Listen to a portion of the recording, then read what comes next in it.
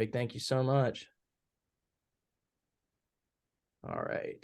Sweet. Well, without further ado, let's get started. So do you want to tell me a little bit about Take Me to the River and where the idea came from initially? Sure. So this is the second in the series of Take Me Yeah. to the River. First was about Memphis and particularly the Mississippi Delta. Okay.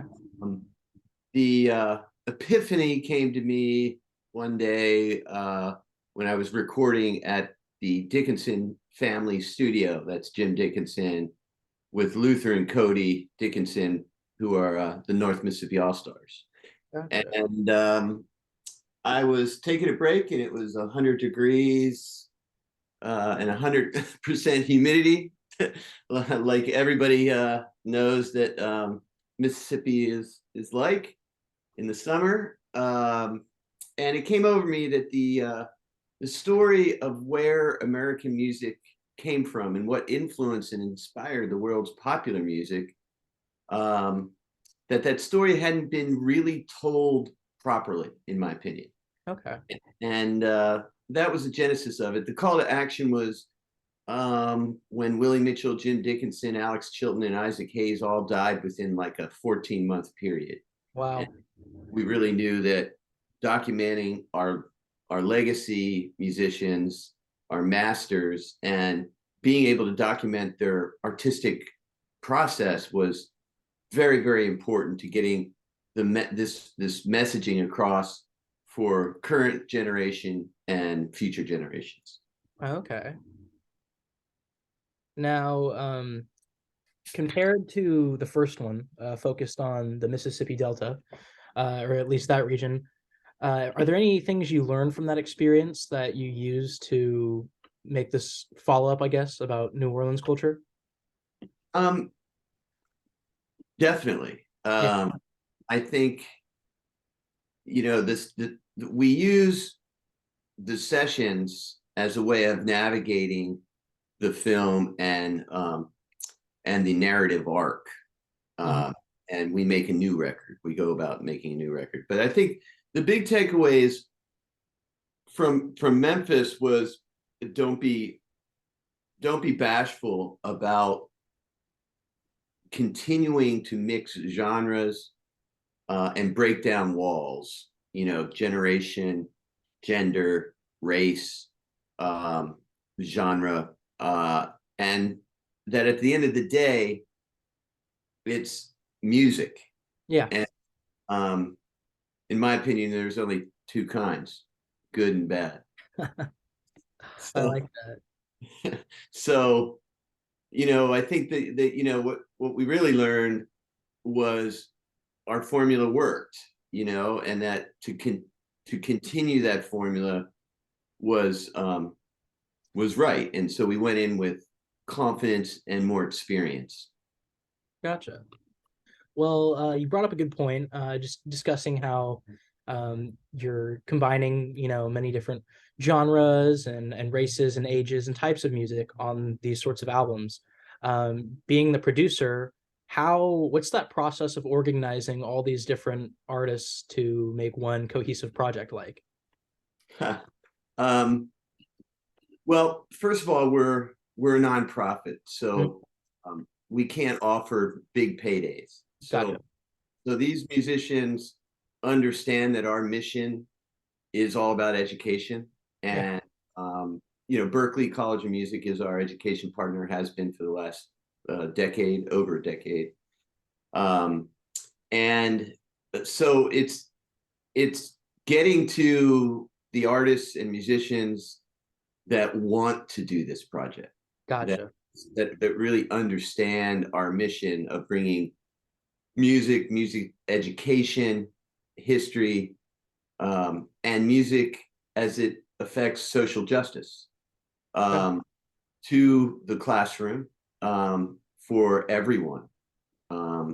That there is no underserved, there's only the deserved. And so we want to make sure that everybody has access to music. Okay. Well, I mean, I like that mission and the fact that you had so many artists, a variety of artists who understood that and wanted to help out, I think it's awesome. And I mean, that brings me to my next point. How does it feel to have won a Grammy for a song that you produced? It feels amazing. Yeah. It feels, that your peers have recognized you and your work, which, in my opinion, is uh, the highest praise that you can receive.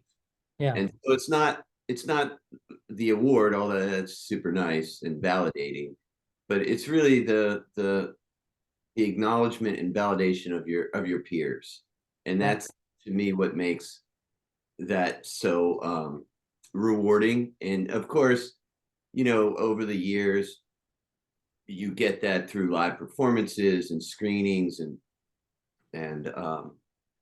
different interactions. We've had the good fortune of winning probably 15 film festivals around the world, Wow. including South by Southwest. Um, and but there's nothing quite like a Grammy. Yeah. Yeah. Kind of the pinnacle, if you will. Yeah. Yeah, yeah, for sure. Well, I've got another reporter who's working on some post event coverage with me for this, and I he's very in terms of music, he's talented technically. He can kind of give me an insight that I wouldn't be able to offer initially. So he had a couple questions that he wanted me to ask you.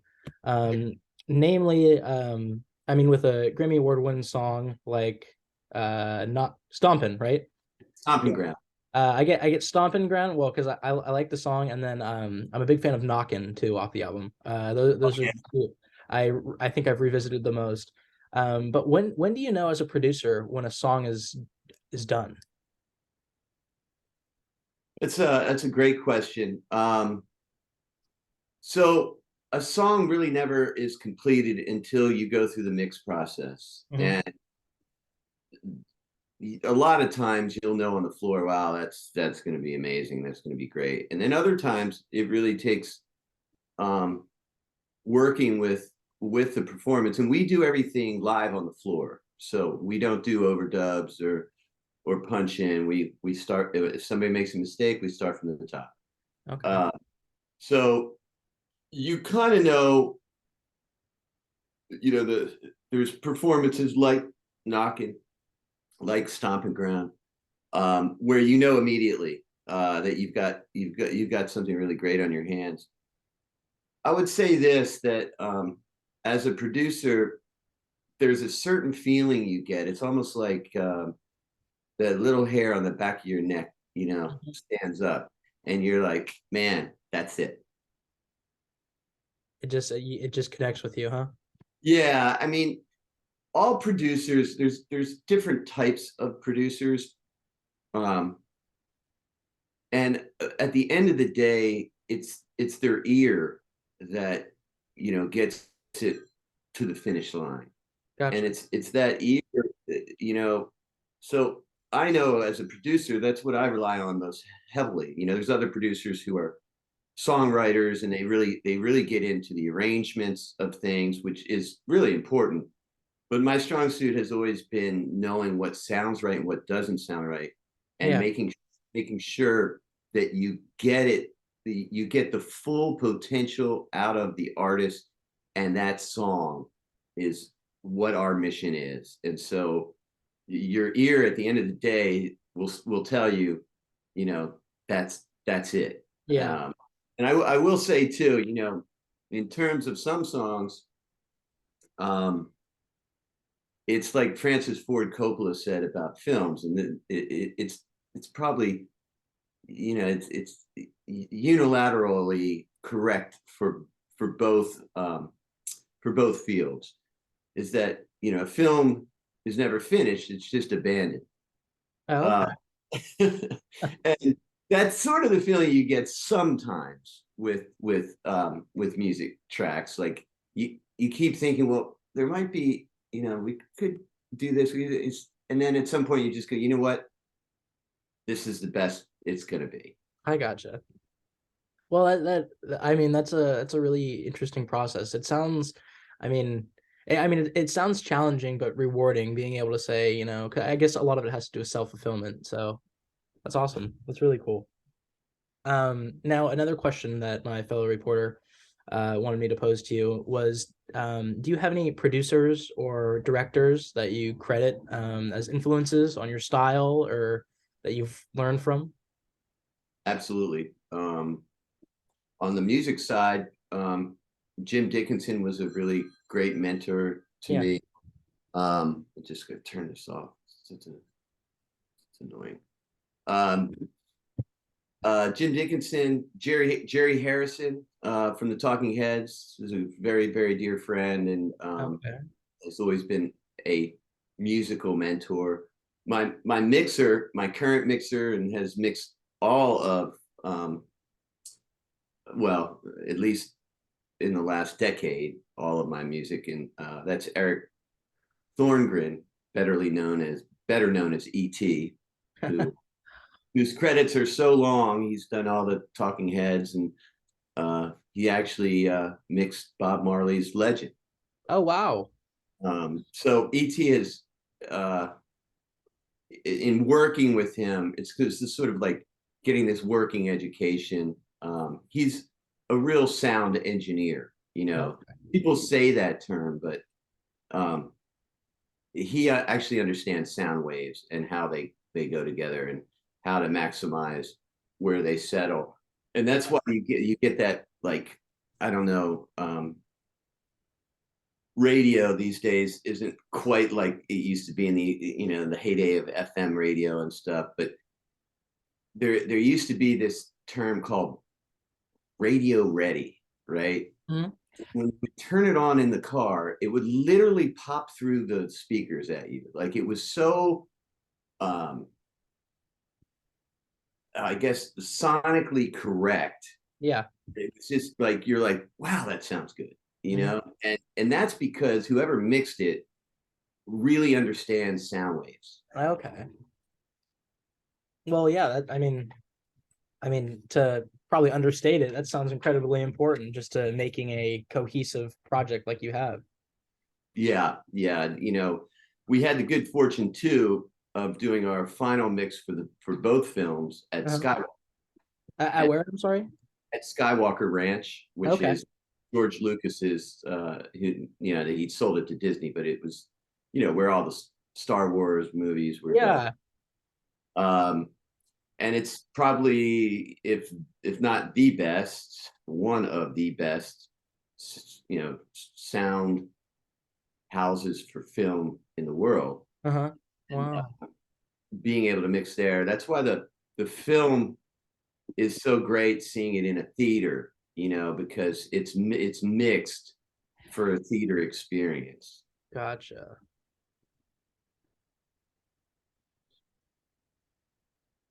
Now, that kind of brings me to my next question.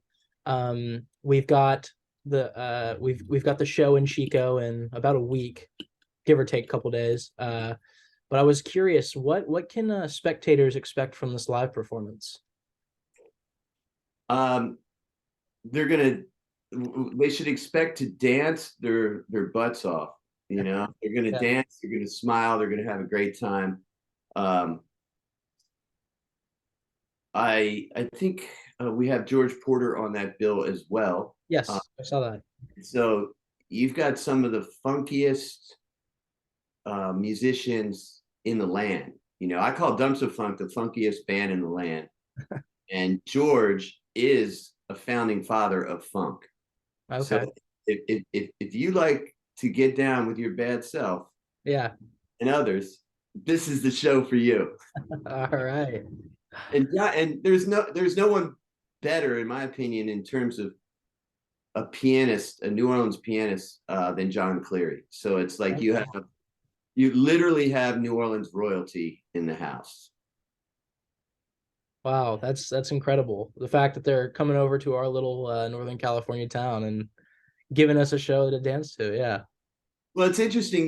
Chico to me has always been a very, very open and friendly music appreciating and music community. Mhm. And it would be a misnomer to say that Chico does not love its music. That's one thing I've known from playing and being in Chico, that um, you all love your music, and this is a show that is so up Chico's alley. It's like perfect. It couldn't be a perfect match. Well, I love it.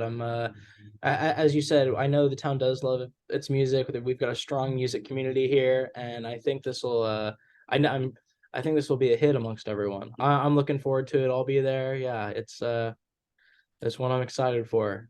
Now, you mentioned you've got some experience with Chico. What's your relationship to Chico like? Have you played gigs here? Spend time here?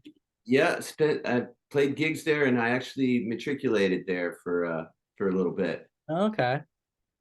I had probably one of the best college semesters of my life in Chico.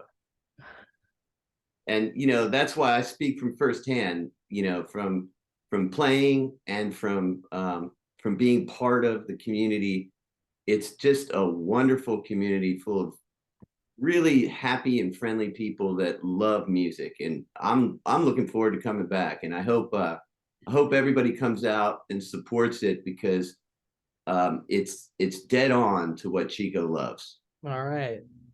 Well, I'm looking forward to it, and I know there are a lot of people who are too.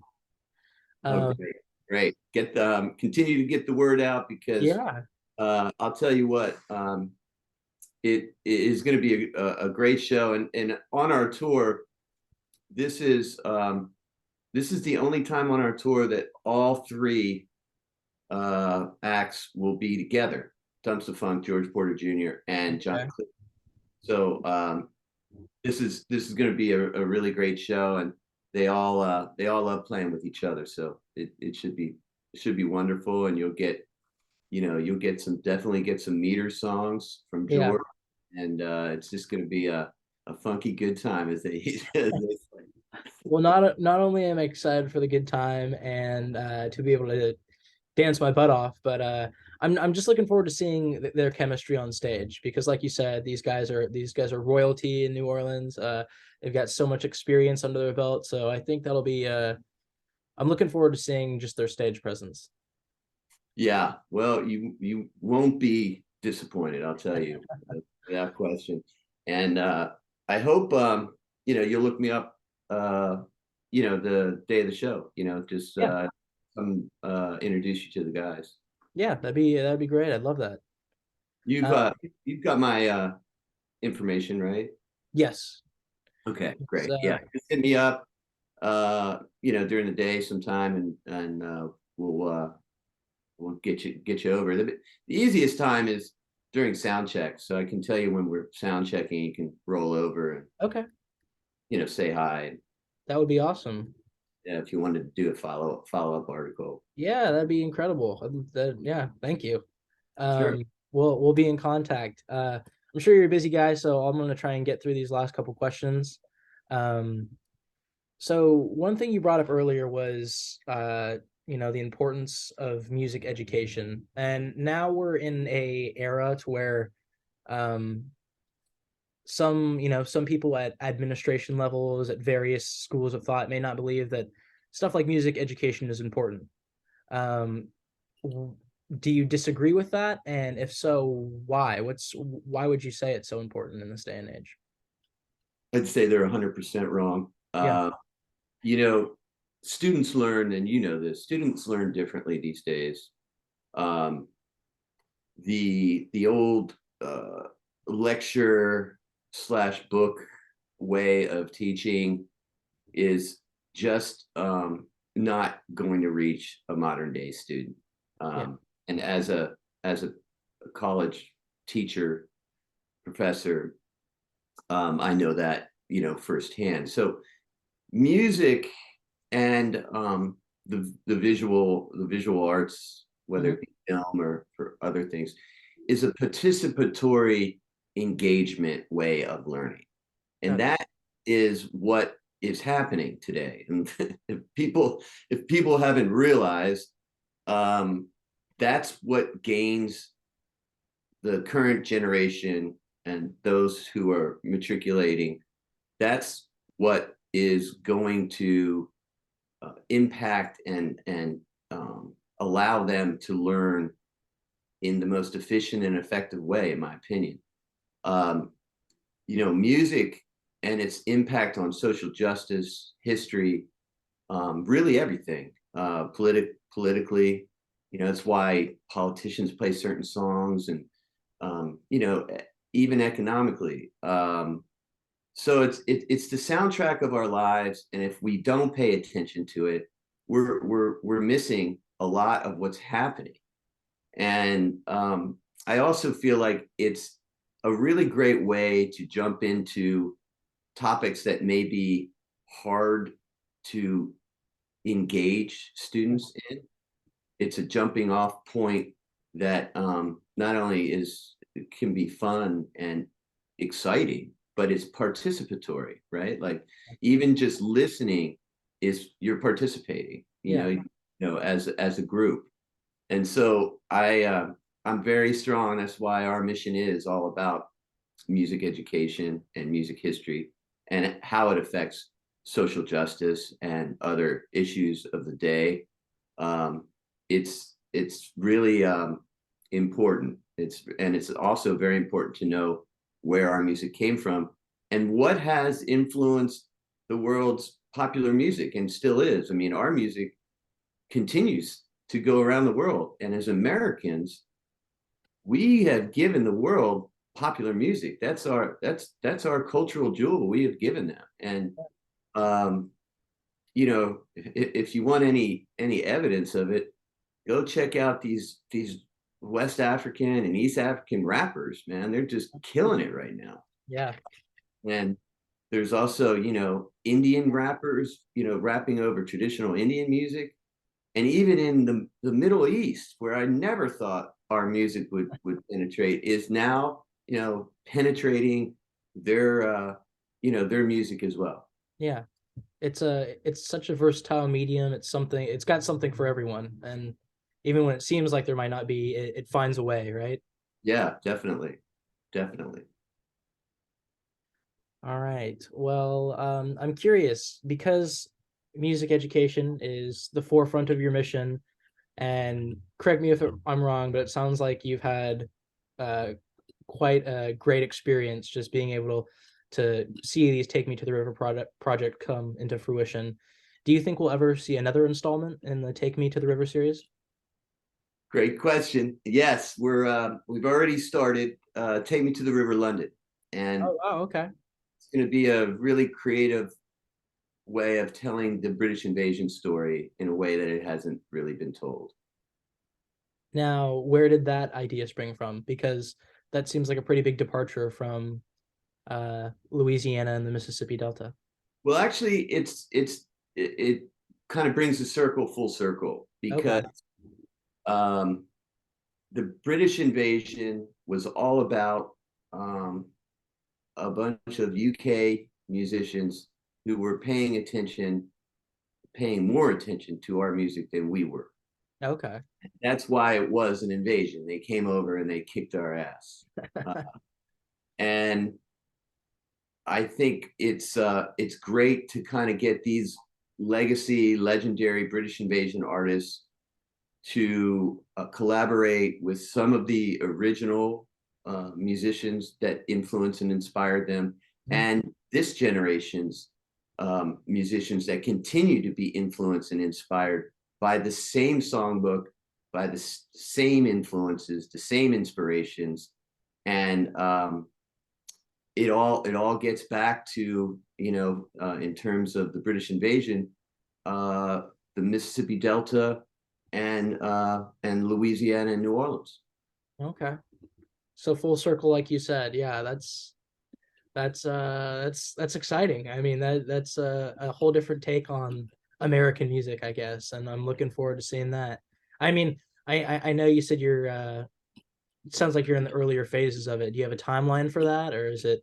These things always take longer than you think or want. Yeah. Um, but we're started. The bar has been raised. The musicians we're after are, you know, uh, they're rock stars and have been rock stars their entire life, and they still are.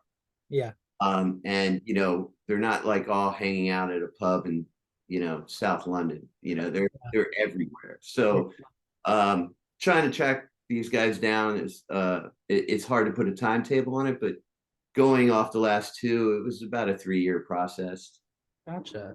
So keeping you busy for the next couple of years. Yeah, yeah, definitely, Well, definitely. well, good. I'm whenever it may come, I'm looking forward to it. Awesome. Now, with Me that being too. Me too. no, with that being said, that was my last question. So I'm going to cease our